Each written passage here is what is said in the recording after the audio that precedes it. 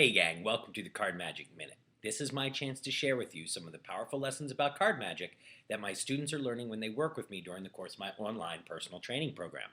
Now today I want to talk to you just a little bit about the overhand shuffle control.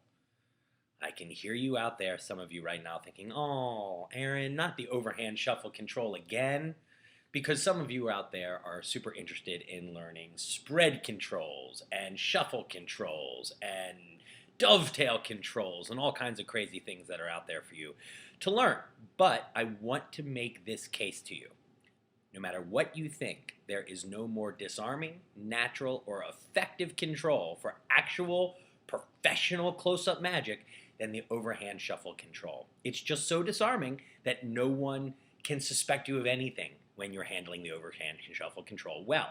Now, I've spoken to a lot of students over this last couple years, and it seems to me that most of the time, people's discomfort with the overhand shuffle control in performance has more to do with just a little misunderstanding of the basic concept than it does an overall dislike. So I think what happens is people become uncomfortable with the overhand shuffle. They're not sure why they're so uncomfortable. And rather than just sort out what I'm about to share with you, they just move on to more complex and advanced controls, missing the essential power that is in the overhand shuffle control. So here's how it works. Oftentimes I ask students to show me how to overhand shuffle control the cards, and what they do is this. They have a card selected and placed back. And then when they come back, they begin to try and run cards from the right hand packet, which is in overhand shuffle position, onto cards in the left hand packet, which are in dealing position. Now, when you do that, you end up with this weird perpendicular thing. Nothing quite feels right, and no wonder you might find yourself trying to learn how to do a different control. Here's what you want to do to make sure that your overhand shuffle is always perfectly in alignment.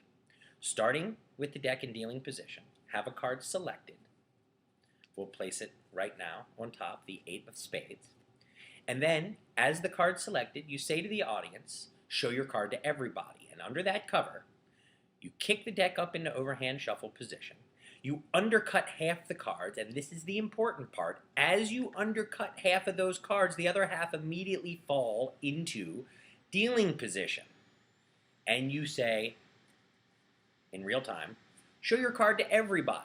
And then extend the lower half of the deck for them to place their card, in this case, the 8 of spades, back in. Now, where some people make the mistake of immediately coming back and beginning to run cards, that's how they get into that same problem that we spoke about. Rather than doing that, as you return with your left hand to your right hand, kick the cards back into overhand shuffle position. And now, with both halves of the deck in overhand shuffle position, you can in-jog, shuffle off, and handle the rest of the shuffle any way that you see fit. It's a very important small point that can get you overhand shuffle controlling a lot easier and a lot more effectively than you may have in the past.